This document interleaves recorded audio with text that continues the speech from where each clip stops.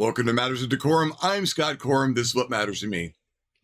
Big coffee in hand, brain working. I am working on the fantasy setting for the victory system. I'm going to push it back a little bit. I've got an idea for how I want to do some things, and it's going to take some time. But if it's worth doing, it's worth doing right. I'm going to outsource some of the creative effort. I've got to that point where I've been talking about elements of society, and I've been talking about structures and infrastructure and how elements of societies and cultures can work in a fantasy society. Kind of talking my way through this. I've gotten great feedback on those. Thank you, Jim, again. And I can sit down and I can create a bunch of government. I've got reading to do. I've got studying to do. I've got read up on cultures and governments worldwide from the medieval period through the Renaissance or the Italian Renaissance. But see if I can encompass everything happening in the world at that time and see what other forms of government came about. The Byzantine period is going to be a great period for me to study. But no matter how much study I do, I can come up with a bunch of government forms of my own, like dracocracy, government by dragon. How's that going to work? Interestingly, depends on whether I want the dragon to be a good dragon or a bad dragon, or just a neutral dragon who doesn't care that much. Yeah, do this. Probably more the latter. I can't imagine a dragon being that good with minutia. But there is a creative force that I have access to, a force of creation and of destruction, a force that I have seen raise planets clear of governments small and big, from the smallest hamlet to the empire that spans the entire planet. I have seen those crumble, catch fire, burn, and blow away as ashes on the wind to be replaced with spanning buildings and governments and art and science. I have seen worlds that went from barely being able to manufacture bronze or iron go to the stars. And the force that has made that happen time and time again, this nigh infinite force of creation and destruction in a fictional world, is of course the player character. Oh my God, my players are amazing. I'm a spoiled man because I have access to some really amazing players. I have run campaigns where they have started off fairly small and gone on to blaze a new government in what used to exist. I have been a player in campaigns where that has happened with these groups and been responsible for no small amount of this destruction myself. So, I have an idea. What if? Now, I was thinking about a land, starting off in a world with a focus on three countries, three different nations that meet at a common point, and having them each different enough so that there's going to be some tension generated, some tension, maybe some warfare, but certainly some political tension, trades and whatnot. What if I took three different groups? For example, say just off the top of my head, the Warriors Wednesday, Layer Action, and my Patreons. What if I set them down in one country each? And not as the people who run the country. I'm going to take some time to do this, but like a bullet, the further a player character travels through its target, the more damage it does and the more change will be affected. If I start people off at the top of society as nobles and heirs who are going to be taking the country eventually anyway, not much is going to change. But if I start them at the bottom of society, so that they've got to rise all the way through it to tear it down and or rebuild it, that's going to give a lot more history, a lot more events, things that will appear in history books, things will appear in timelines. I start them off not as the noble, but as the street sweeper, as the pit fighter, the urchin just barely squeezing by, stealing stuff from people's pockets. The aid worker, the person who just makes soup and really hopes that they can help the next person who's slightly less fortunate than they are. Take those people and give them the task and the impetus to make change happen. They're already going to be inclined to make change happen because that's how these groups operate.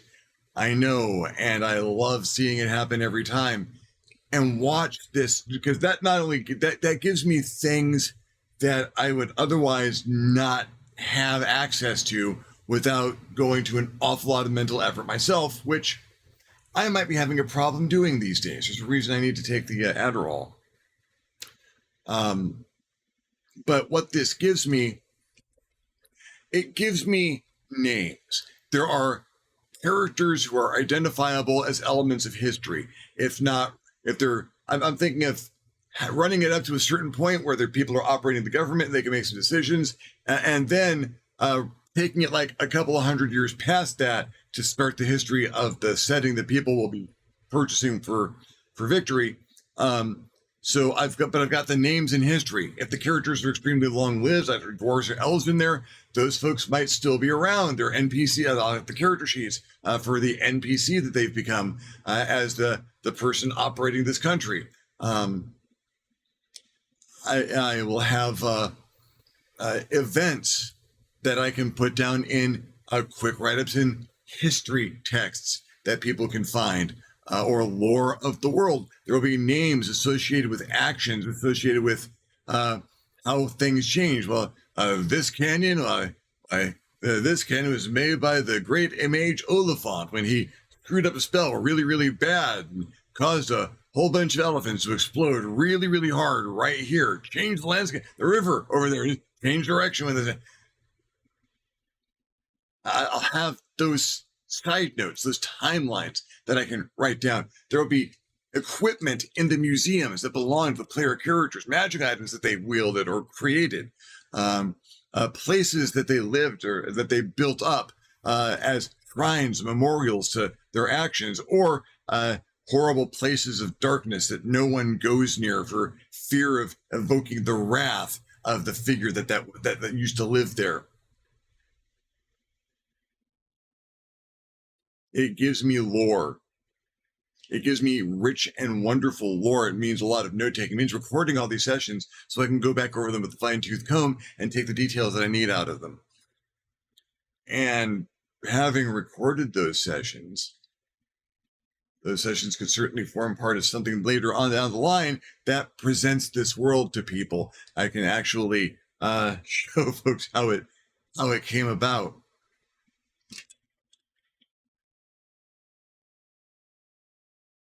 I imagined in my hubris that Christmas of this year might be when people see this book. I haven't finished a book for quite some time, brain issues, but I think diversifying my effort like this might actually help out with that a little bit. It's going to take time because I'll have to run campaigns and people getting together and schedules and whatnot and limited amounts of time.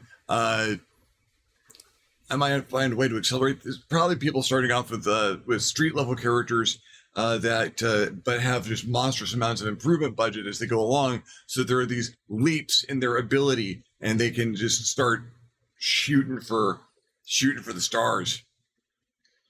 And maybe one of the deep secrets is that you can travel off the world.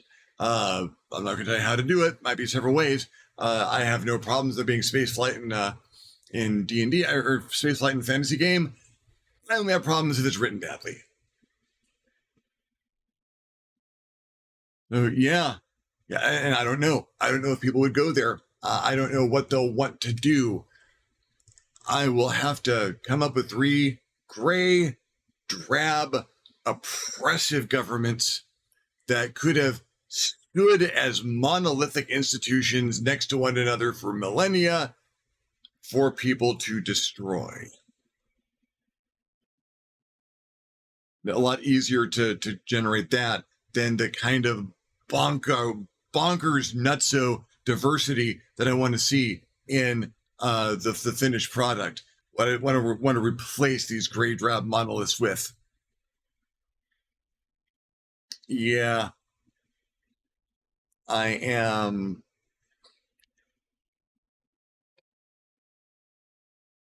It's by no means assured that everyone's going to want to participate in this. You know, the credit in the book and credit in the book, free copy of the book for people who are already going to be getting free copies of the book. Yeah, I've got work to do and people to talk to and things that need to happen. But I think this approach will be, so to speak, novel. Probably generate some novels. Ooh, gosh, yeah. It is almost too good of an opportunity to pass up. A chance to really to see what my players can really do if I just unleash them. Maybe as time goes on, they start dealing with things across the borders. Maybe set up a Discord channel where everyone involved can interact for diplomacy or warfare or what have you.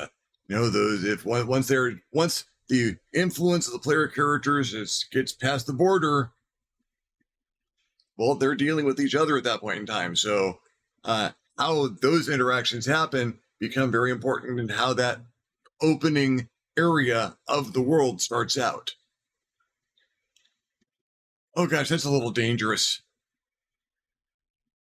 No risk, no reward. No reward, no risk.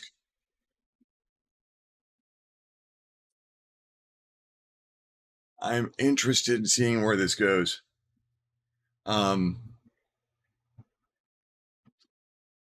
Thank you for following me along on this particular ramble through my process. If you enjoyed the video, give me a thumbs up. If you did enjoy the video, give me a thumbs down. Feedback is feedback. If you have ideas on how this could go, if you've done exercises like this in the past, if you have your own opinions about what a fantasy government should look like, questions like to hear me answer, things like to hear me talk about, please leave me a comment down below. I will love getting your comment. You'll love leaving me one. If you haven't subscribed to my channel yet, why not? My channel is awesome. Feel free to hit the subscribe button. If you do, you might also want to hit the notification bell so you're alerted when my videos become available. If you would like to contribute to the channel in a more substantial manner, I invite you to hit me up my Patreon page, www.patreon.com/ScottCorum, and consider donating. Absolutely anything helps, allows me to make more videos more often. And I mentioned one of the groups that I want to deal with this is my patrons. If you want to jump in on this, I will be doing only those 3 groups, but if you want to hop on the Patreon for a little bit to maybe jump in on an effort like this, I wouldn't complain. More the merrier. That's going to be a fascinating group as it is, and I can only see that getting more interesting as things go on, if you'd be interested. In the meantime, thank you very much for watching. I'm Scott Corum. This is what has mattered to me. I will see you next time on the next Matters of DeCorum.